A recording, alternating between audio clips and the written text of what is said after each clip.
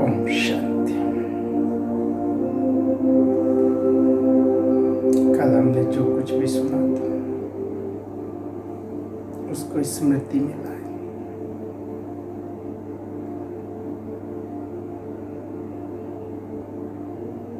अपने आप को दिन भर के सारे कर्मों से डिटैच करें।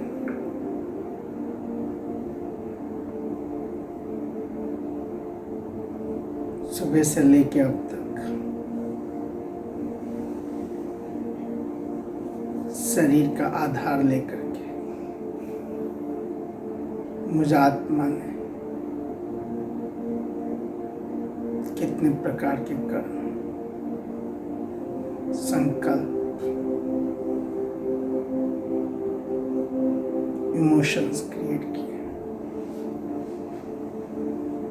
एक बार नजर दौड़ाएं।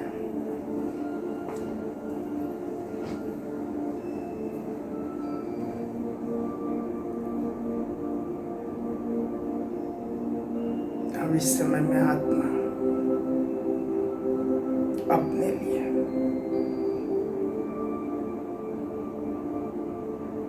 पूरा दिन और आत्माओं के पीछे, औरों की सेवा में, दैहिक संबंधों के लिए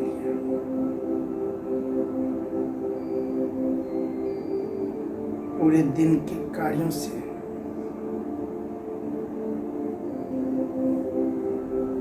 जो आत्मा रूपी बैटरी डिस्चार्ज हुई है, अब मैं स्वयं को समर्थ शक्तिशाली बनाऊं। इसलिए मन बुद्धि को हर तरफ से समेट लें, स्वयं पर एकाग्र करें। मैं, मेरा वास्तविक स्वरूप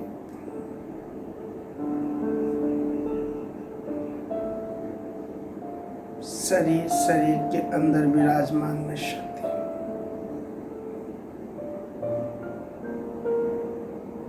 दिव्य ज्योति,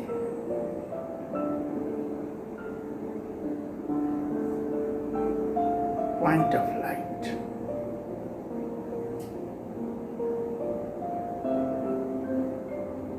इतने बड़े शरीर को चलाने वाली मैं पॉइंट ऑफ लाइट आत्मा।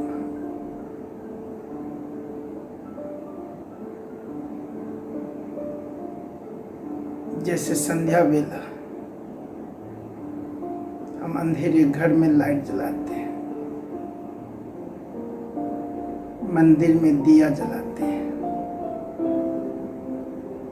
उसी प्रकार आत्मा की ज्योति को जगाएं इस शरीर के अंदर। मैं आत्मा रूपी दीपक ज्योति, जिसकी रोशनी से जब पूरा शरीर रूपी घर लाइट से जगमगा रहा है, पूरे शरीर में लाइट प्रवाहित हो रही है।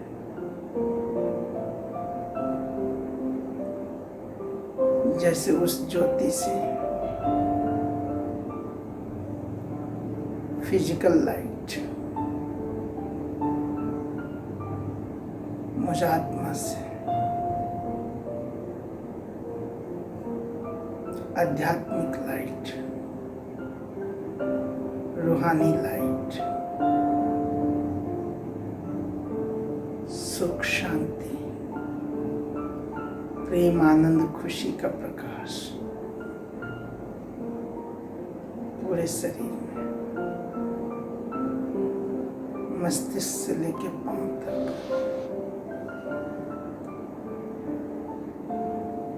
लाइट।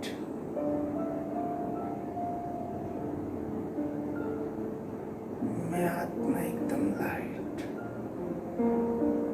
एकदम हल्की, शरीर के फीलिंग से मुक्त, संबंध से मुक्त, कर्म कार्य व्यवहार से मुक्त, संकल्प विकल्प से भी मुक्त, स्व स्थिति में स्थित मैं आत्मा अपने मन बुद्धि को शांत कर ले, एकाग्र कर ले। मैं सर्वशक्तिवान की संतान, शांति के सागर की संतान, उनकी शक्तियां मेरे ऊपर, किरणें मेरे ऊपर। मैं आत्मा शक्ति से भरपूर हो रहा हूं, चार्ज होता जा रहा हूं। जो मेरी शक्तियां दिन भर में डिस्चार्ज हुई हैं वो फिर से गेन कर रहा हूं। और जैसे जैसे शक्तियां मेरे अंदर आ रही हैं, मुझ आत्मा की लाइट बढ़ती जा रही है। लाइट, लाइट, और इस लाइट का प्रकंपन मेरे चारों ओर, आसपास पूरे घर में, पूरा घर का वातावरण चार्ज होता हुआ, शक्तिशाली बनता हुआ।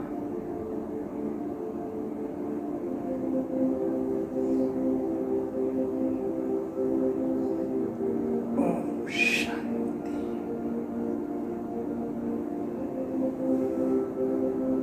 ओम शांति। ओम शांति।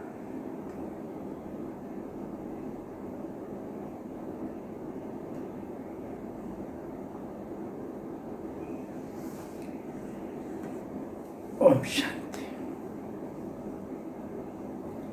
पिछले 2 दिनों से हम ईश्वरीय महावाक्य सुन रहे हैं। उन महावाक्यों में हमें छोटी छोटी बातें, वो बातें जिसके द्वारा हमारी स्थिति अवस्था ऊंची बने, आत्मा शक्तिशाली बने, उसके ऊपर विशेष रूप से ध्यान दिलाया जा रहा है। हम स्व स्थिति में स्थित होकर के परमात्मा पिता के साथ अपना कनेक्शन जोड़ करके कैसे अपने आत्मा रूपी बैटरी को चार्ज करें, आत्मा के स्वरूप में स्थित होकर के कैसे हम अपने अंदर दिव्य गुण और दिव्य शक्तियों को जागृत करें, इस ओर हमें इशारा दिलाया जा रहा है। हम इस समय ईश्वरीय पालना में पल रहे हैं। भगवान स्वयं इस समय उन महावाक्यों के माध्यम से अपने उच्चारण किए हुए अनमोल वचनों के माध्यम से मुझ आत्मा की पालना कर रहे हैं। तो कितना उन शब्दों को हम अपने जीवन में समाते जाएं, क्योंकि जो भी बातें बाबा के द्वारा, भगवान के द्वारा बताई जा रही है, उसको जितना जितना हम चिंतन में लेके आएंगे, जितना जितना हमारा मनन उसके ऊपर होगा, हमारा स्वरूप बनता जाएगा। क्योंकि ज्ञान सुनना एक बात है, सुन करके उसको समाना, स्वरूप में लाना दूसरी बात है। सुनते तो हम बहुत समय से आ रहे हैं, लेकिन क्या वो मेरे स्वरूप में आया है? अब हम आत्मा को शक्तिशाली बना करके परमात्मा से शक्ति लेते हुए उन सभी बातों को अपने स्वरूप में लेकर के आए, अनुभव में लेके आए। और जितना जितना मेरे स्वरूप में अनुभव में आएगा, उतना ही मेरा प्रैक्टिकल जीवन जो है, पूरे दिन की जो दिनचर्या है मेरी, परिवार में दफ्तर में, सामाजिक तौर पे जब हम किसी कार्य में आते हैं उसमें, या और तरह के, या मेरा पर्सनल जीवन, इन सब पर इसका पॉजिटिव सकारात्मक असर तभी पड़ेगा जब वो मेरे स्वरूप में होगा। तो हम देखें कि हम जो सुन रहे हैं, अब हमने ये तो सुना, मैं आत्मा शांत स्वरूप हूँ, हम करते भी हैं ओम शांति, हमें स्मृति भी आई कि मुझ आत्मा का स्वधर्म शांति है, शांति के सागर की मैं आत्मा संतान हूँ। लेकिन मुझे देखना यह है कि सुबह उठने के बाद मैं शांत स्वरूप में रहा, क्योंकि जो सुबह की दिनचर्या होती है उसमें बहुत हलचल उतार चढ़ाव होता है।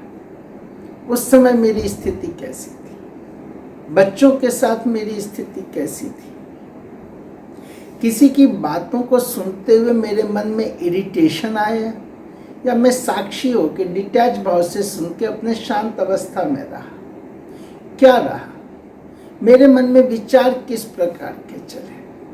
अगर हम एक एक जगह पर अपने आप को ध्यान देंगे, अटेंशन देंगे, और जितने लंबे समय तक हम उस फीलिंग को अपने अंदर अनुभव करेंगे, उस शांति को अपने अंदर अनुभव करेंगे, तो मेरे कार्यों में, व्यवहार में, संबंध में मधुरता आएगी, शांति आएगा।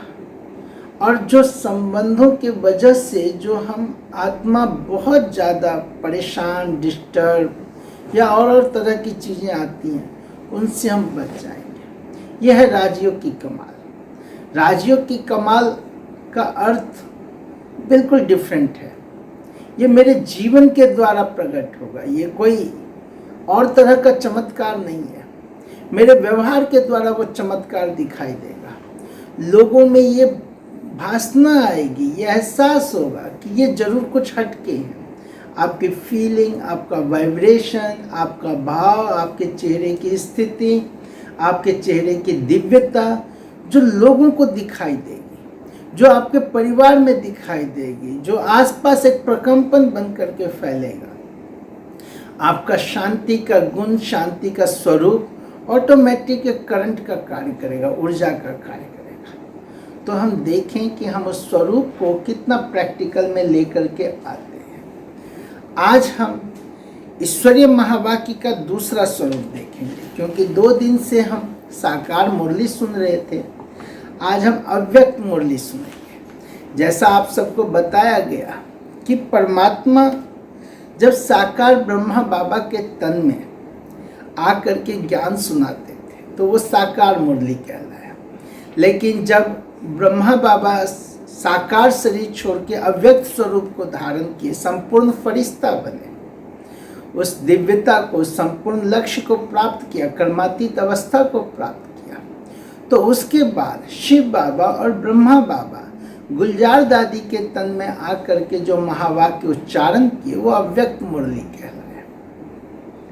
साकार मुरली जहाँ एक व्यवहारिक बातों को लेकर के चलता रहा, जहाँ उसमें ज्ञान, योग, सेवा, धारणा से संबंधित बातें थीं, वहीं अव्यक्त मुरली पुरुषार्थ की किसी न किसी एक पॉइंट के ऊपर, एक खास पॉइंट के ऊपर चलती है, जिसको हम जितना ध्यान से सुनेंगे, क्योंकि ये बहुत गहरी होती है, इसमें बहुत राज छिपे होते हैं, इसके शब्दों में भी बहुत बड़ा अर्थ छिपा हुआ होता है। और जितना जितना हम इस मुरली को मनन में लाएंगे, चिंतन में लाएंगे, व्यवहार में लेकर के आएंगे, हमारी जो स्थिति है, अवस्था है, वो बहुत फास्ट गति से अव्यक्त होता चला जाएगा। बहुत फास्ट गति से हमें स्वयं में वो तीव्रता की अनुभूति हो। तो आज हम यह मुरली सुनेंगे। ये 1981 में चली हुई मुरली है। समर्थ कर्मों का आधार है धर्म। हमने धर्म और कर्म के बारे में सुना। धर्म और कर्म का आधार, धर्म और कर्म एक दूसरे से जुड़ा हुआ। हमने ये भी सुना कि अगर कर्म जो है वो धर्म के बिना है तो कर्म जो है वो अयथार्थ हो जाता है, एक तरह से कह सकते हैं हम कि कर्म का स्वरूप जो है वो अंधे वाला हो जाता है, और वहीं धर्म जो है उसके साथ कर्म न जुड़ा हो तो वह धर्म भी किसी काम का नहीं होता है। तो धर्म क्या है? धर्म किसको कहेंगे? संसार में जितना अधिक धर्म के ऊपर वाद विवाद, चर्चा, लड़ाई झगड़े हुए उतना और किसी के ऊपर नहीं हुआ। लेकिन इसके बाद धर्म का महत्व बहुत अधिक है, और धर्म का महत्व वास्तव में उस सत्य धर्म से है जो सत्य धर्म परमात्मा ने स्वयं आकर स्थापित की, न कि दैहिक धर्मों से। लेकिन सत्य धर्म का स्थान असत्य धर्म ने, दैहिक धर्मों ने ले लिया, और जब दैहिक धर्मों ने ले लिया तो इसकी वजह से धर्म के नाम पर बहुत कुछ उल्टे सुलटे होने लगे। लोगों ने धर्म को और रूप दे दिया, और रंग ढंग दे दिया। धर्म दैहिकता को प्रकट करने का माध्यम बन गया। आज धर्म सिंबॉलिक हो गया। आज कोई टोपी से धर्म की पहचान हो रही है, पगड़ी से धर्म की पहचान हो रही है, जनेऊ से धर्म की पहचान हो रही है, इन रूपों से। जबकि धर्म तो आत्मा का गुण था, न कि देह का। तो आत्मा के गुण की प्रस्तुति दैहिक आवरण से कैसे हो सकता है? दैहिक भाव से कैसे हो सकता है? धर्म का आधार क्या था? धर्म की स्थापना जिस उद्देश्य से हुई, अगर आप देखें तो हर धर्म की स्थापना शांति के लिए हुई, प्रेम के लिए हुई। हर धर्म की स्थापना सद्गति प्राप्त करने के लिए, प्रभु प्राप्ति का माध्यम बनने के लिए हुआ। लेकिन आज धर्म किस रूप में कार्य कर रहा है? आज धर्म किन रूपों में कार्य कर रहा है? यहाँ तक कि हम इतना ज़्यादा दैहिक चीज़ों में लिप्त हो गए कि धर्म से हम बहुत अधिक दूर होते चले गए। और परिणाम स्वरूप, क्योंकि धर्म तो पुण्य के लिए था, धर्म तो श्रेष्ठ कर्म के लिए बना था कि धर्म के द्वारा कर्मों में श्रेष्ठता आएगी, कर्मों में गिरावट से हम बचेंगे। लेकिन आज धर्म के कारण ही कर्मों में गिरावट है, धर्म के कारण ही व्यक्तिगत नैतिक जीवन में गिरावट है। लेकिन परमात्मा कहते हैं कि समर्थ कर्म का आधार धर्म है। किस रूप में है, कैसे है, और इस धर्म में टिकने मात्र से ही हमारे जीवन की सारी समस्याओं का समाधान है। सारी समस्याओं का आप देखेंगे, परमात्मा ने जो ज्ञान दिया उसका आदि धर्म, अंत भी धर्म। इसीलिए बार बार परमात्मा कहते हैं, हे बच्चे, अब अपने स्वधर्म में स्थित हो जाओ। जितना जितना हम स्वधर्म में स्थित होते जाएंगे, आत्मा की निरंतर उन्नति होती जाएगी, आत्मा की उठनी चढ़ती कला होती जाएगी, स्वस्थिति मजबूत होती जाएगी, परिस्थितियां कमजोर पड़ती जाएगी। हमारे जीवन में सदा सुख शांति, सदा खुशी का एहसास होगा। तो हम आज के इस महावाक्य को बहुत ध्यान से सुनेंगे। पहली बार आप सुनेंगे इसको, हो सकता है इसको समझने में थोड़ा सा आपको वो लगे, लेकिन हम जब बार बार सुनेंगे तो निश्चित रूप से हमें यह बहुत ही अच्छा, आनंददायक और एक अलग प्रकार की मस्ती हमारे ऊपर छा जाएगी। क्योंकि ऐसा हजारों लाखों भाई बहनों का अनुभव है कि सप्ताह का यह एक अव्यक्त महावाक्य जो रविवार को चलती है हर एक सेवा केंद्र पर, वो सुनने से ऐसे लगता है जैसे कि पूरे सप्ताह भर का जो एक शक्ति है वो प्राप्त हो गई हो। ऐसा डोज मिल जाता है जिससे आत्मा एकदम प्रफुल्लित हो जाती है, आनंदित हो जाती है। तो हम देखेंगे, आज बाबा कहते हैं, शिव बाबा, आज बाप दादा अपने विश्व परिवर्तक, विश्व कल्याणकारी बच्चों को देख रहे हैं। क्योंकि भगवान ने हमें चुना है। चुना किस लिए है? हम सब कर क्या रहे हैं? वास्तव में हम आत्म कल्याण कर रहे हैं, आत्म परिवर्तन कर रहे हैं। और परमात्मा कहते हैं कि स्व परिवर्तन ही विश्व परिवर्तन का आधार है, स्व कल्याण ही विश्व कल्याण का आधार है। तो परमात्मा अपने ऐसे विश्व परिवर्तक, विश्व कल्याणकारी बच्चों को देख रहे हैं। जब से ब्राह्मण जीवन हुआ तब से इसी महान कर्तव्य का संकल्प किया है। ब्राह्मण जीवन का मुख्य कर्म ही यह है। अब तो हम ब्राह्मण बन गए ना, क्योंकि ब्रह्मा मुख द्वारा परमात्मा ने हमें अडॉप्ट किया। हम सब ब्रह्मा मुख वंशावली, ब्रह्मा के संकल्पों से रची हुई सृष्टि के आत्मा है। तो हम सब ब्राह्मण हैं। ब्राह्मण यहाँ वो नहीं जो ब्राह्मण के घर में पैदा हुआ। ब्राह्मण कोई जाति विशेष का प्रतीक नहीं। ब्राह्मण अर्थात ब्रह्मा मुख वंशावली वो आत्माएं जो परमात्मा के मददगार बनी, साथी बनी, सहयोगी बनी विश्व परिवर्तन के कार्य में, जो परमात्मा के मार्गदर्शन पर आकर के अपने जीवन में धर्म की धारणा को अपनाया, जीवन में पवित्रता को अपनाया। तो ऐसे ब्राह्मण जीवन का मुख्य कर्म ही यह है।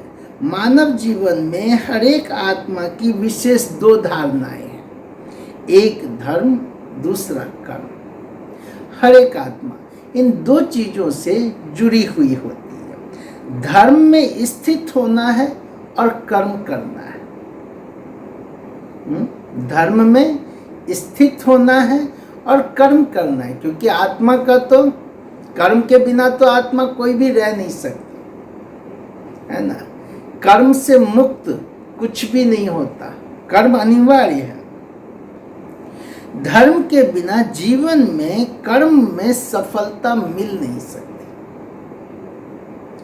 और यही कारण है कि कोई भी व्यक्ति कर्म करने से पहले, कर्म पर जाने से पहले प्रभु का को स्मरण करते हैं, याद करते हैं, स्मृति में लाते हैं। और कई लोग आप देखते होंगे जब दुकान खोलते हैं, ऑफिस जाते हैं, तो दुकान खोलते ही सबसे पहले माथे से लगाते हैं, सबसे पहले धूप अगरबत्ती करते हैं। क्यों करते हैं? क्योंकि कर्म में सफलता प्राप्त है। तो वही परमात्मा कह रहे हैं, धर्म के बिना जीवन के कर्म में सफलता मिल नहीं सकती। धर्म अर्थात विशेष धारणा। अब यहाँ ये नहीं परमात्मा सिखा रहे कि अब आप जाओ तो आप यही करो, लेकिन परमात्मा कह रहे वास्तविक धर्म में स्थित होना है। धर्म अर्थात विशेष धारणा। वो विशेष धारणा क्या है? मैं क्या हूं, मैं क्या हूं, यह है पहली धारणा। तो हम क्या हैं? क्या हैं? मैं आत्मा हूं। फिर आती है मैं कौन सी आत्मा हूं, कैसी आत्मा हूं, किसकी संतान हूं, कहाँ के रहवासी हूं, मैं क्या हूं। इसी धारणा अर्थात धर्म के आधार से मुझे क्या करना है वह बुद्धि में स्पष्ट होता है। चाहे यथार्थ कर्म अर्थात धारणा हो, चाहे अयथार्थ धारणा हो, चाहे यथार्थ रीति से ये धारणा हो, चाहे वह दैहिक रीति से धारणा अयथार्थ हो, असमर्थ कर्म भी अयथार्थ धारणा है। क्योंकि धर्म का जब विकृत रूप जीवन में आ जाता है तो कर्म मेरे असमर्थ होते हैं, कर्मों में शक्ति नहीं प्राप्त होती, बल्कि कर्म कर्महीन बना देता है। अतः मैं मानव हूं, मेरा धर्म ही मानव धर्म है, जिसको देह अभिमान कहते हो, क्योंकि वह देह का है। देह के आधार पर मैं मानव हूं। मैं मानव हूं क्या हूं? देह तो विनाशी है, देह तो 5 तत्वों का बना हुआ है, देह तो हमने लिया है, देह हमें छोड़ना है। धर्म सत्य होता है, धर्म अविनाशी होता है, धर्म शक्ति प्रदान करता है। लेकिन देह तो विनाशी है, देह तो अपने आप में असत्य है, क्योंकि एक दिन यह देह हमने लिया है और एक दिन यह देह हमें छोड़ना पड़ेगा। यह देह तो परमानेंट किसी के साथ रह ही नहीं सकता है, यह देह तो बदली होना ही है। और देह के साथ जुड़ी हुई जितनी भी चीजें हैं वह सब परिवर्तनशील है। तो बाबा कहते हैं मैं मानव हूं, मेरा धर्म ही मानव धर्म है, जिसको देह अभिमान कहते हैं। इसी धर्म के आधार पर कर्म भी उल्टे हुए। इसी धर्म के आधार पर कितने प्रकार के, आप शुरू से देखें जाति प्रथा क्या थी, दैहिक धर्म के आधार पर बना हुआ एक उल्टा सिद्धांत ही तो रहा। और जिस जाति प्रथा के कारण समाज में, देश में कितना द्वेष विद्वेष पैदा हुआ, आपसी संबंधों में कितना बिखराव हुआ। दूसरा आप देखिए मानव धर्म, स्त्री पुरुष का धर्म आज हमारे परिवार में किस रूप में काम करता है। स्त्री के प्रति नजरिया क्या होता है, पुरुष के प्रति नजरिया क्या होता है, पुरुष है तो क्या है, स्त्री है तो क्या है। ये भाव भी तो देह अभिमान का भाव है। तो बाबा कहते मेरा धर्म ही मानव धर्म, जिसको देह अभिमान कहते हैं, इसी धर्म के आधार पर कर्म भी उल्टे हुए। ऐसे ब्राह्मण जीवन में भी यथार्थ यह धारणा है कि मैं श्रेष्ठ आत्मा हूं, मैं श्रेष्ठ आत्मा हूं, मैं आत्मा शांत स्वरूप हूं, सुख स्वरूप हूं, आनंद स्वरूप। ये है धर्म। मैं आत्मा सुख स्वरूप हूं तो मैं सदा सबको सुख दूंगा। मैं जो भी कार्य करूंगा खुशी खुशी करूंगा। मैं जब भी किसी से मिलूंगा खुशी से मिलूंगा। मैं जिस किसी को भी देखूंगा खुशी से देखूंगा। मेरे चेहरे पर, मेरे स्वरूप में सदा क्या रहेगी, खुशी रहेगी। मैं सुख स्वरूप आत्मा हूँ, मैं शांत स्वरूप आत्मा हूँ। शांत स्वरूप आत्मा मैं हूँ। क्रोध मेरा नेचर नहीं है, आवेश मेरा नेचर नहीं है, उग्रता मेरा नेचर नहीं है, किसी की बातें सुन के भड़क जाना ये मेरा नेचर नहीं है। क्यों? मैं तो शांत स्वरूप आत्मा हूं। देखिए सिर्फ एक ये धर्म अपना लें, मैं शांत स्वरूप आत्मा हूं, मेरे जीवन की किन किन चीजों में बदलाव आ जाएगा। किन किन चीजों में? सबसे पहले मैं शांत स्वरूप आत्मा हूं, यह सबसे बड़ा हीलिंग थेरेपी है, सबसे बड़ा। जैसे ही आप ये संकल्प करते हैं मैं शांत स्वरूप आत्मा हूं, जैसे ही आप उस शांत स्वरूप अवस्था में स्थित हो जाते हैं, आप देखिए आपके मन की हलचल कितना शांत हो जाता है। मन में जो संकल्पों का वेग चल रहा होता है कितना जल्दी शांत हो जाता है। और जब मन की गति शांत होगी तो मेरे ब्रेन पर किस तरह का असर होगा, ब्रेन की गति क्या होगी, मेरा हार्ट बीट कैसा होगा, मेरा पल्स किस तरह का होगा, मेरे ऑर्गन्स के अंदर जो संकल्पों के वेग के कारण जो कितने प्रकार की चीजें हम सब पहले दिन से सुन रहे हैं कि हमारे एक एक विचार का असर हमारे शरीर के 7,000 बिलियन सेल्स के ऊपर पड़ता है, एक विचार का। तो मन के विचारों का इफेक्ट शरीर के एक एक सेल्स पर। अब मैं शांत स्वरूप आत्मा हूं, इस शांत स्वरूप का असर मेरे शरीर के सेल्स पर किस रूप में पड़ेंगे। तो हीलिंग थेरेपी हुआ ना। इसीलिए इसको आप और गहराई से फिर आप संबंधों में जाएं। मैं शांत स्वरूप आत्मा हूं, बच्चों के साथ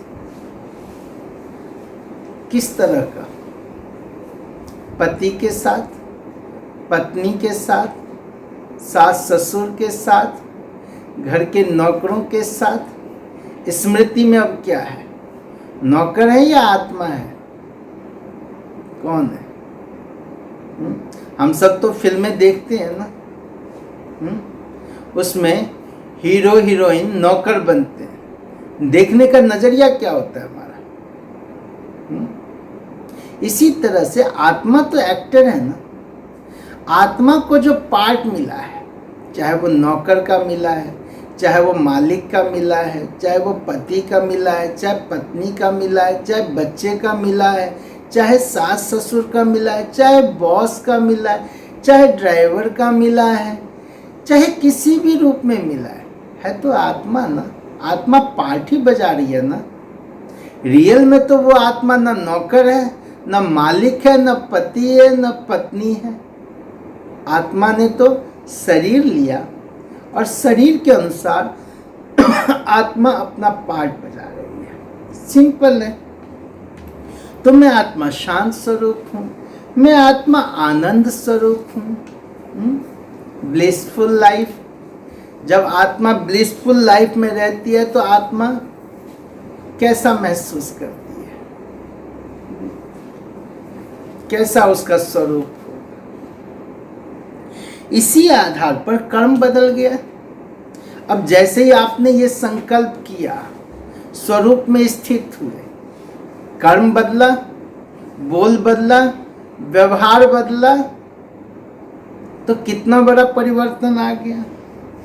अगर कर्म में श्रेष्ठ के बजाय साधारण कर्म हो जाता है तो उसका भी आधार इसी धर्म अर्थात धारणा की कमी हो जाती है कि मैं श्रेष्ठ आत्मा हूँ, श्रेष्ठ गुणों का स्वरूप हूँ। तो फाउंडेशन क्या हुआ? धर्म। इसी कारण धर्मात्मा शब्द कहा जाता है। हमने कर्म की फिलॉसफी में जाना कि परमात्मा कहते हैं अब अपना हर कर्म श्रेष्ठ कर्म के रूप में करो, जिससे श्रेष्ठ कमाई जमा हो, पद्मों की कमाई जमा हो। अब उसका आधार क्या बना और साधारण का आधार क्या बना? अगर मैं देह भान में होके, दैहिक फीलिंग में होके, दैहिक फीलिंग क्या? मैं पति हूं, पत्नी हूं, मालिक हूं, बाप हूं, बेटा हूं, दादा हूं, दादी हूं, नौकर हूं। अगर इस फीलिंग में रह करके मैंने कर्म किया तो मेरे कर्म क्या होंगे? साधारण। सब कुछ तो मेरे कार्मिक अकाउंट पर आधारित है, तो कर्म वो साधारण हुआ। लेकिन इसी के साथ अगर मैंने ये संकल्प धारण कर लिया कि मैं श्रेष्ठ आत्मा, मैं श्रेष्ठ गुणों की स्वरूप आत्मा, तो मेरे हर कर्म क्या हो गए? हर कर्म का स्वरूप क्या हो गया? तो बाबा कहते कि यही धर्म है और इसी धर्म के कारण इस धर्म को जो आत्मा पालन करती है वो धर्मात्मा कहलाती है। धर्मात्मा वो नहीं जो लंबे लंबे टीके लगाए। धर्मात्मा वो नहीं जो प्रवचन दे, सत्संग कराए, वो धर्मात्मा नहीं। धर्मात्मा वो जो अपने इस स्वधर्म में कि मैं आत्मा श्रेष्ठ आत्मा हूं, श्रेष्ठ गुणों का स्वरूप हूं, आत्मा श्रेष्ठ हूं, इससे देह भान नहीं आएगा। देह से हम देही अवस्था में स्थित हो जाएंगे, आत्मा के स्वरूप में स्थित हो जाएंगे।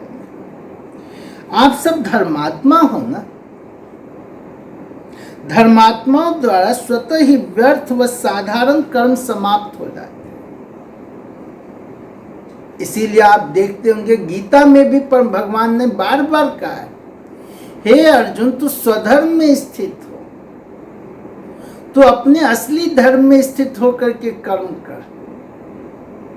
बाबा भी कह रहे हैं धर्मात्माओं द्वारा स्वतः ही व्यर्थ व साधारण कर्म समाप्त हो जाते हैं।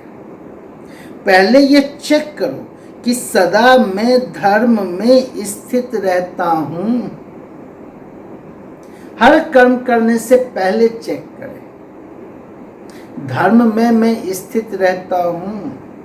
कल भी आपने सुना था कि अगर आत्मा की स्मृति में है, परमात्मा की याद में है, तो अगर हम घंटा भर भी चलेंगे थकेंगे नहीं। क्यों? जब देह से मुक्त आत्मा, क्योंकि चल तो आप शरीर रहा है, आत्मा तो चला रही है, और आत्मा परमात्मा की याद में चल रही है तो वह शक्ति ले रही है, तो थकावट समाप्त हो जाएगा, है ना। इसी तरह बाबा कहते ये चेक करो कोई भी कर्म करने से पहले कि सदा मैं धर्म में स्थित रहता हूँ, तो कर्म स्वतः ही समर्थ चलता रहेगा। यही पहला पाठ है, मैं कौन, मैं कौन। अब पूरी तरह से अपने आप को चेक करें, मैं कौन। नाम के साथ अगर आप देखेंगे तो मुझे देह याद आएगा, देह का संबंध और इसी भान में। लेकिन मैं कौन, इसी मैं कौन के क्वेश्चन में सारा ज्ञान आ जाता है। इसी मैं कौन के क्वेश्चन में सारा ज्ञान आ जाता है। मैं कौन, इसी प्रश्न के उत्तर निकालो तो कितनी लिस्ट बन जाएगी। इस मैं कौन की लिस्ट निकालें, कितनी लंबी लिस्ट बन जाएगी। अभी अभी सेकंड में अगर स्मृति में लाओ तो कितने टाइटल्स याद आ जाएंगे। पहले तो मुख्य 7 टाइटल तुरंत स्मृति में, शांत स्वरूप आत्मा, प्रेम स्वरूप आत्मा, सुख स्वरूप आत्मा, आनंद स्वरूप आत्मा, ज्ञान स्वरूप आत्मा, शक्ति स्वरूप आत्मा। फिर परमात्मा की मैं आत्मा संतान हूं, तो मेरे में शक्तियां कितनी। परमात्मा ने जो टाइटल दिए वही मुझे आत्मा का स्वमान है, स्वरूप है, स्वधर्म है, तो कितने टाइटल याद आ जाएंगे।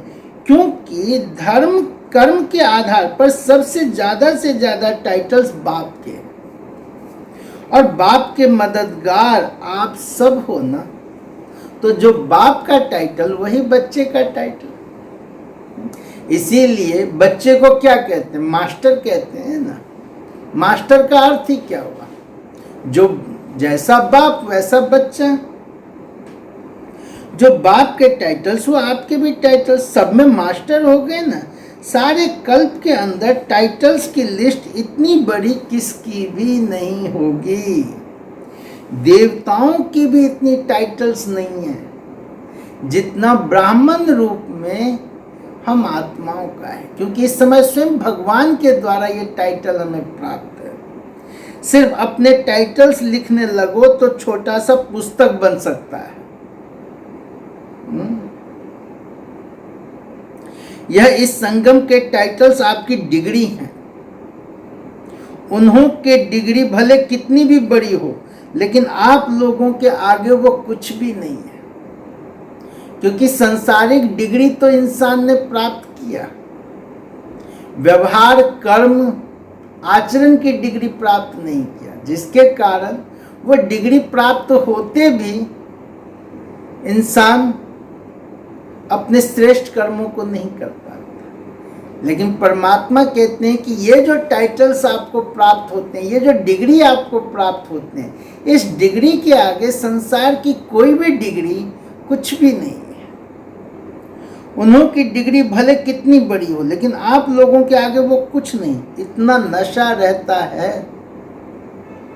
और सबसे बड़ी डिग्री तो मैं भगवान का बच्चा हूं, डायरेक्ट बच्चा हूं,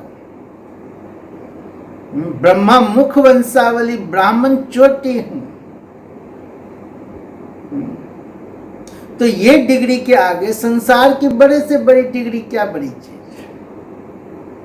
इतना नशा रहता है, फिर भी शब्द यही आएगा, मैं कौन। रोज नया नया टाइटल स्मृति में रखो, अर्थात उसी टाइटल के धारणा स्वरूप धर्मात्मा बन कर्म करो। किसी दिन शांत स्वरूप बन करके कर्म करें, किसी दिन सुख स्वरूप अवस्था में रह के कर्म करें, किसी दिन प्रेम की गंगा बन करके कर्म करें। तो बाबा कहते कि उसी टाइटल के धारणा स्वरूप धर्मात्मा बन कर्म करो। कर्म करते धर्म को न छोड़ो। कर्म करते हुए धर्म की विस्मृति न हो। होता है ना, हम संकल्प अभी तो हम करते हैं कि मैं आत्मा हूं, लेकिन थोड़ी देर बाद ही जैसे जैसे हम कर्म में लिप्त होते जाएंगे हम भूल जाते हैं कि मैं आत्मा हूं। मुझ आत्मा का स्वधर्म शांत है, मैं आत्मा प्रेम स्वरूप हूँ, सुख स्वरूप हूँ। और धीरे धीरे हम देह में, दैहिकता में, उन बातों के प्रभाव में मूड बदलते रहते हैं, स्वरूप बदलता रहता है। धर्म और कर्म का मेल होना यही संगम युग की विशेषता है। जैसे आत्मा और परमात्मा के टूटे हुए संबंध को बाप ने जोड़ लिया, ऐसे धर्म और कर्म के संबंध को भी जोड़ लो। मैं आत्मा शिव बाबा से कब से बिछड़ी हुई थी, फिर भी बाबा आकर के हमें अपना परिचय दिए, अपना मिलन कराया। बाबा कहते ऐसे ही आप धर्म और कर्म को दोनों को एक साथ जोड़ लो। धर्म सिर्फ योग के समय हम वो संकल्प करें उसके लिए नहीं है। धर्म सिर्फ कभी कभी संकल्प करें उसके लिए नहीं है। इसीलिए हम सतयुग और त्रेता युग, दो युग में क्या देखते हैं, वहां धर्म का अलग स्वरूप नहीं है, वहां जीवन ही धर्ममय है, कर्म ही धर्ममय है। क्योंकि धर्म और कर्म दोनों एक दूसरे में समाया होता है। कर्म में ही धर्म समाया होता है, कर्म में धर्म का आचरण समाया होता है। इसी तरह से बाबा कहते हैं कि आप भी धर्म और कर्म दोनों के संबंध को जोड़ लो, तब धर्मात्मा प्रत्यक्ष होंगे। आज बाप दादा सब बच्चों का यही खेल देख रहे थे कि कौन धर्म और कर्म का मेल कर चलते हैं। एक को पकड़ लेते हैं तो एक को छोड़ देते हैं। जैसे कर्म योग तो कर्म और योग का मेल है, अगर दोनों में से एक को छोड़ दें तो ऐसे ही होगा जैसे झूला झूलने में दोनों रस्सी जरूरी होती है। अगर एक रस्सी टूट जाए या एक नीचे ऊपर हो जाए, वह छोटी बड़ी हो, समान न हो, तो क्या हाल होगा। झूले की रस्सी अगर दोनों तरफ बराबर न हो तो क्या होगा। अगर रस्सी एक टूट जाए तो क्या होगा। ऐसे धर्म और कर्म दोनों के मेल से सर्व प्राप्तियों के झूले में झूलते रहेंगे। ऐसा नहीं कि सारा दिन हम बैठ करके योग लगाते रहें, कर्म तो करना ही है ना। तो धर्म और कर्म दोनों में मेल हो, नीचे ऊपर हो जाने से प्राप्ति के झूले से अप्राप्त स्वरूप का अनुभव कर लेते हो। चलते चलते चेक करना नहीं आता, इसलिए झूलने के बजाय फिर चिल्लाने लगते हो कि क्या करें, कैसे करें। जब अनबैलेंस होता है,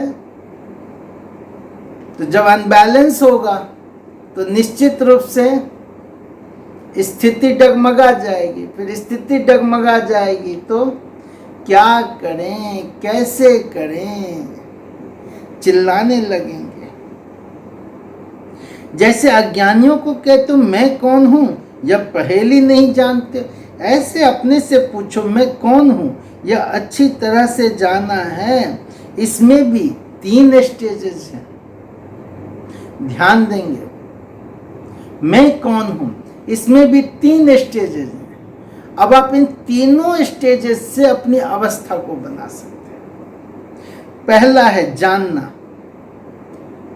परिचय प्राप्त होना, जान तो लिए ना।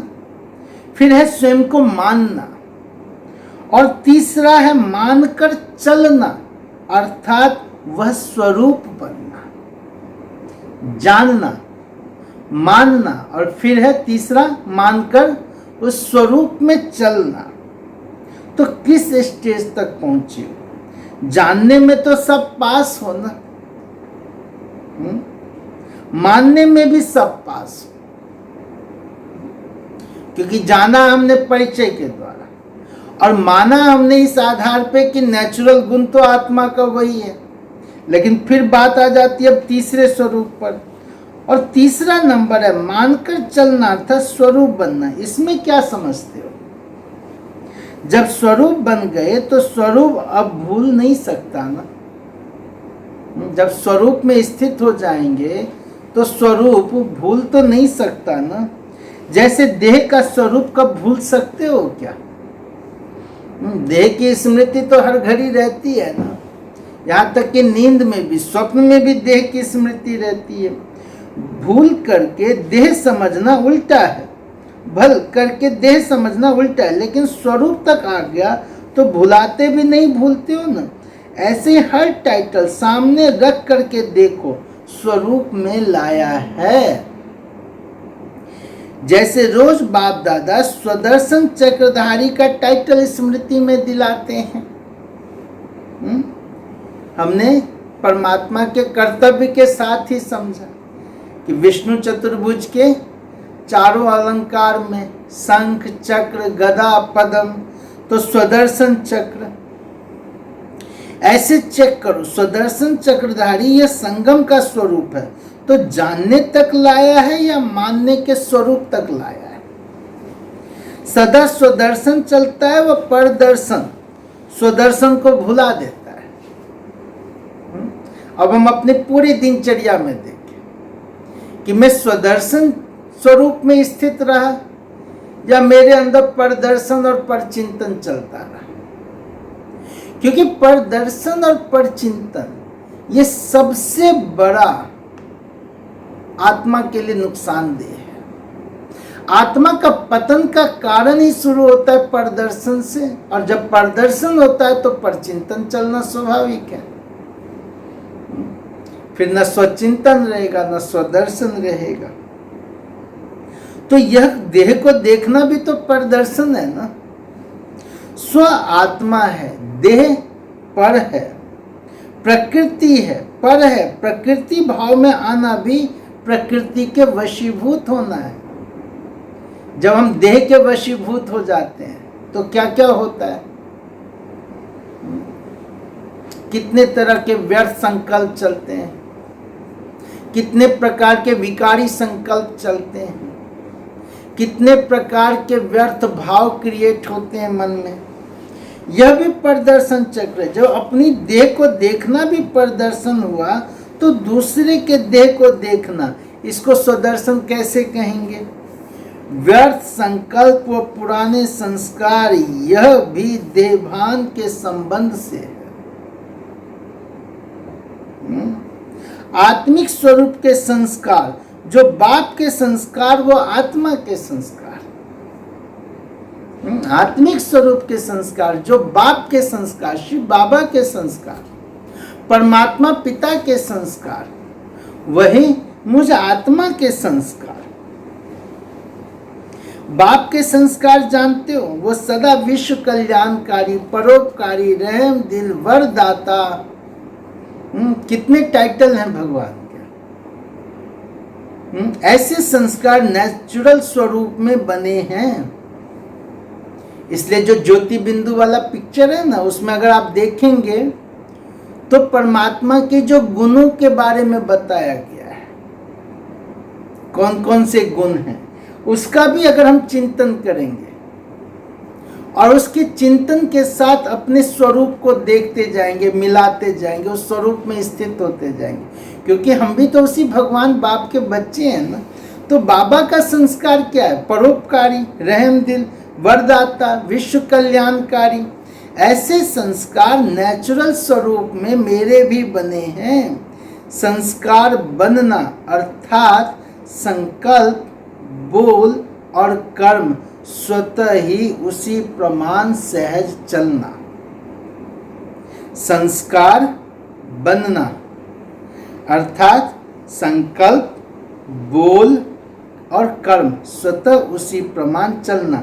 संस्कार ऐसी चीज है जो ऑटोमेटिक आत्मा को अपने प्रमाण चलाती रहती है। इसलिए आप देखेंगे किसी में गुस्से का संस्कार है तो वो उस संस्कार के वशीभूत होकर के, किसी को तुरंत में चिल्लाने का संस्कार है, किसी को तुरंत में एग्रेसिवनेस का संस्कार है, हलचल वाला संस्कार है। तो ये संस्कार आत्मा को संसार चलाता है ना। इसी प्रकार अगर मुझ आत्मा का संस्कार, जो भगवान का संस्कार, वो संस्कार हो जाए तो वही संस्कार मुझ आत्मा के कर्म, बोल, व्यवहार को किस रूप में परिवर्तन कर देगी। तो संस्कार समझो ऑटोमेटिक है, जिसके आधार पर चलते रहते हो। जैसे खिलौने को नाचने की चाबी देते तो वो नाचता ही रहता, अगर किसको गिरने की देंगे तो गिरता ही रहेगा। ऐसे जीवन में संस्कार की चाबी है। तो बाप के संस्कार निजी संस्कार बनाए हैं, जिसको दूसरे शब्दों में कहते हो मेरी यह नेचर है। बाप समान नेचर हो जाए, ये जो हम कहते हैं ना, मेरी नेचर है, मेरा आदत है, मेरा स्वभाव है। किसी को गुस्सा क्यों करते, मेरा नेचर है। परेशान क्यों, नेचर है। आपका चेहरा क्यों लटका हुआ है, नहीं मेरा तो चेहरा ही ऐसा है, नेचर है। बाबा कहते यह बाप समान नेचर हो जाए, सदा वरदानी, सदा उपकारी, सदा रहमदी, तो मेहनत करनी पड़ेगी। फिर जब मैं कौन हूँ को स्वरूप में लाओ, इसी धर्म को कर्म में अपनाओ, तब कहेंगे स्वरूप तक लाया, नहीं तो जानने और मानने वाली लिस्ट में चले जाएंगे। सदा ये स्मृति रखो मेरा धर्म ही यह है, इसी धर्म में सदा स्थित रहो, कुछ भी हो जाए। ध्यान देंगे, सदा इसी धर्म में स्थित रहे, कुछ भी हो जाए, चाहे व्यक्ति, चाहे प्रकृति, चाहे परिस्थिति। लेकिन आप लोगों का स्लोगन है, धरत पर ये धर्म न छोड़िए। रघुकुल रीत सदा चली आई, प्राण जाए पर वचन न जाए। धरत पर ये धर्म न छोड़िए। इसी स्लोगन को अथवा प्रतिज्ञा को सदा स्मृति में रखो। तो कौन सा धर्म न छोड़िए? शांति का, प्रेम का, सुख का, आनंद का। अच्छा, ऐसे बाप समान सदा श्रेष्ठ धर्म और श्रेष्ठ कर्मधारी, जो साकार मुरली थी ना, उसमें जो बाबा नमस्ते करते हैं तो मीठे मीठे सिकिल दे से, लेकिन अव्यक्त मुरली में जब बाबा नमस्ते करते हैं तो पूरी मुरली का सार इसमें समाया होता है, वो टाइटल समाया होता है। तो अगर हम इस सार को भी स्मृति में रखेंगे तो पूरी मुरली हमें याद आ जाएगी। ऐसे बाप समान सदा श्रेष्ठ धर्म और श्रेष्ठ कर्मधारी, सदा धर्म आत्मा, सदा स्वदर्शन चक्रधारी स्वरूप, सदा सर्व प्राप्ति स्वरूप, ऐसी श्रेष्ठ आत्माओं को बाप दादा का याद, प्यार और नमस्ते। हम रूहानी बच्चों की रूहानी बाप दादा को याद, प्यार और नमस्ते। तो सुना सभी ने? बहुत गहरी मुरली, चिंतन करने वाली मुरली और अभ्यास में लाने वाली है मुरली, स्वरूप में लाने वाली है मुरली। यह एक बार सुन लेने से नहीं होगा, एक बार कर लेने से नहीं होगा।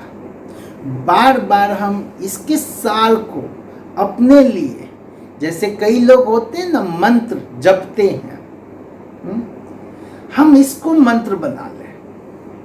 ये मंत्र मेरे जीवन का परिवर्तन कर देगा, ये मंत्र मेरे बोल, व्यवहार, कर्म में परिवर्तन लेके आएगा। तो आज इसी मंत्र को धर्मात्मा के रूप में अपने जीवन में अपनाएं। इसके ऊपर आप 1 सप्ताह, 1 वीक तक होमवर्क के रूप में रखें। रोज दिन भर में 5 बार, 10 बार स्मृति में लाएं। जितनी बार आप योग में बैठे उतनी बार, और जितनी बार आप कोई भी कर्म कर रहे हैं उतनी बार, जहाँ जहाँ आपको लगता है कि मेरे सामने वो परिस्थिति जो है वो हलचल में लेके आती है, वो व्यक्ति मेरे को हलचल में लेके आते हैं, उनके सामने विशेष रूप से आप इस अभ्यास को लेके आए। अगर शारीरिक कोई कर्म भोग हलचल में लेके आता है, वहाँ आप इसको अभ्यास में लेकर के आए, तो देखें मेरे जीवन में किस प्रकार का बदलाव आता है, कैसा बदलाव आता है। साथ साथ न स्वयं के प्रति, बल्कि बाबा ने क्या कहा, आप परोपकारी हैं, रहमदिल हैं, विश्व कल्याणकारी आत्मा है आप। तो आप जो अपने लिए यह चिंतन करें, दूसरों के प्रति भी यह शुभ वाइब्रेशन फैलाएं, ये प्योर एनर्जी दें, अपने बच्चों के लिए, अपने परिवार के सदस्यों के लिए, अपने दूर के संबंधियों के लिए, अपने समाज के लिए, अपने दफ्तर के लिए, ऑफिस के लिए, जो आपके कर्मचारी हैं या जहां आप काम करते हैं उसमें बड़े छोटे सब के लिए, हर एक आत्मा के प्रति अगर यह प्योर वाइब्रेशन आप फैलाते जाएंगे तो उन आत्माओं को भी आपसे वो शक्ति प्राप्त होगी, उनमें भी परिवर्तन आएगा। तो चलें स्थित हो जाएं अपने स्वधर्म में। देह पर धर्म है, देह प्रकृति है, आत्मा प्रकृति से मुक्त, प्रकृति की मालिक।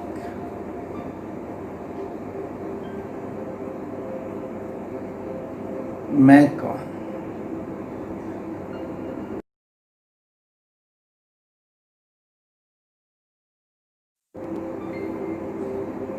इसी प्रश्न को लेकर के जन्म जन्म की यात्रा,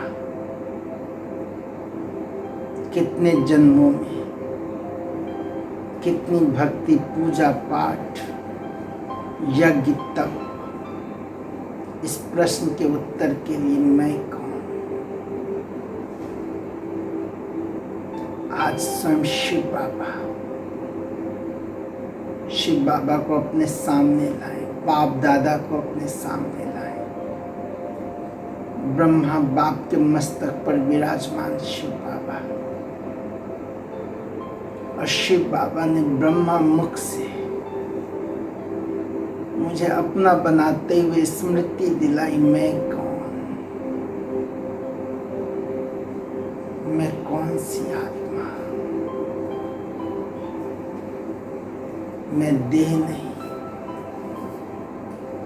मैं आत्मा हूँ, चैतन्य हूँ, ज्योति हूँ, लाइट हूँ। स्थित हो जाएं अपने चैतन्य स्वरूप में, सत्य स्वरूप में, जो मुझ आत्मा का वास्तविक स्वरूप है, रियल आइडेंटिटी है। मैं आत्मा, पॉइंट ऑफ लाइट आत्मा, मुक्त आत्मा,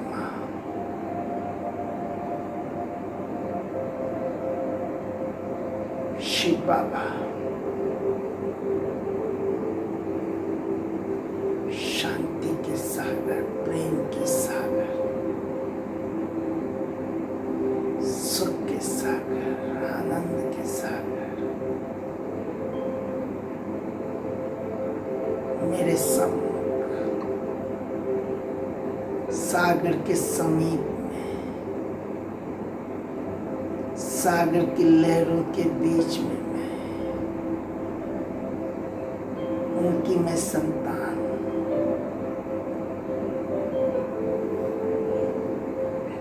मेरा स्वधर्म शांति, मैं आत्मा शांत स्वरूप, शांत स्वरूप,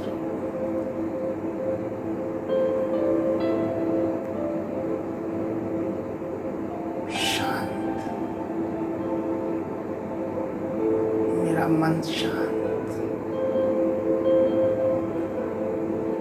मेरा तन शांत, एक एक इंद्रियां शांत, मेरे नैनों में शांति का प्रकंपन, शांति की लाइट, मेरे चेहरे पर शांति का प्रकाश ग्लो कर रहा है, मेरे चेहरे की चमक शांति की चमक, मेरे बोल में शांति की कशिश, शांति का आकर्षण,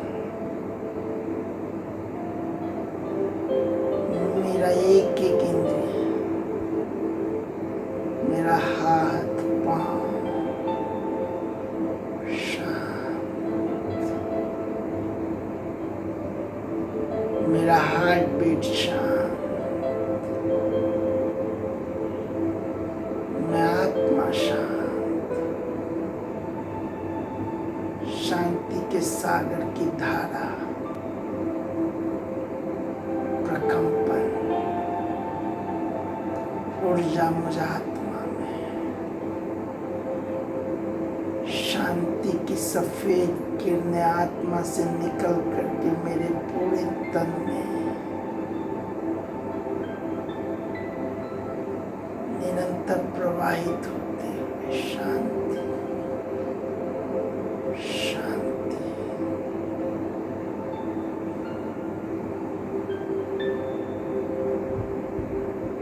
पूरे शरीर में शांति की लाइट, जहां जहां शांति की धारा प्रवाहित हो रही है,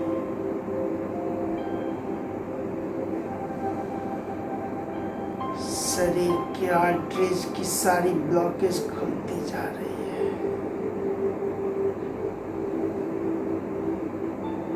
शरीर के अंदर की सारी नेगेटिविटी, सारी गंदगी साफ होती जा रही है।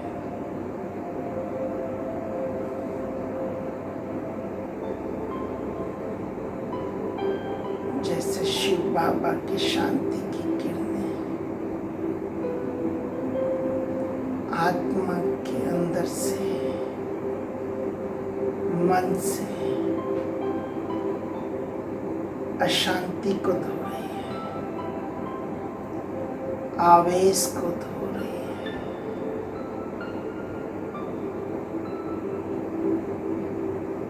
और मुझ आत्मा का स्वरूप शांत, मन शांत,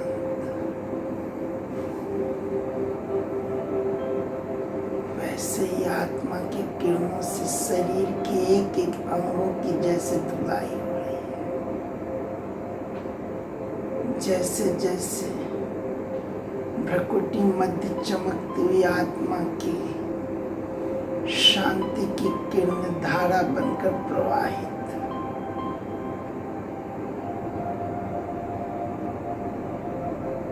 पूरा शरीर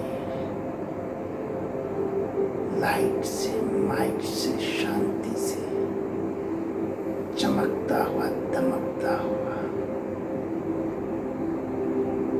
अपने शांति के ऑरा को देखे,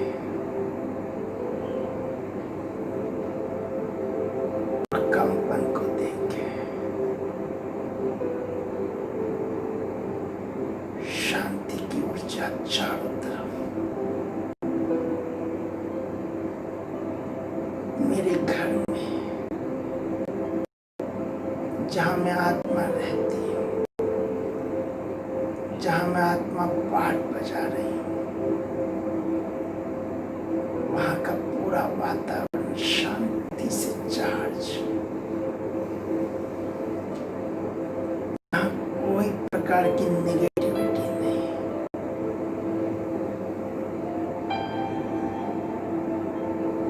सारी नेगेटिविटी समाप्त होती जा रही है, नेगेटिव वाइब्रेशन समाप्त होते जा रहे हैं, चारों ओर शांति और पॉजिटिव सकारात्मक श्रेष्ठ वाइब्रेशन। यहाँ रहने वाले आत्माओं में भी सभी आत्माएं उस शांति को महसूस कर रही हैं। मैं कर्म करने के लिए जहाँ जहाँ जिस रास्ते से जिन लोगों के बीच, वो सब आत्माएं मेरे द्वारा शांति को फील कर रही हैं। मेरे कर्म में, बोल में, व्यवहार में जैसे पूरा परिवर्तन, मैं शांत स्वरूप, शांत स्वधर्म में स्थित धर्मात्मा बनकर शिव बाबा का बच्चा, शांति के सागर की संतान,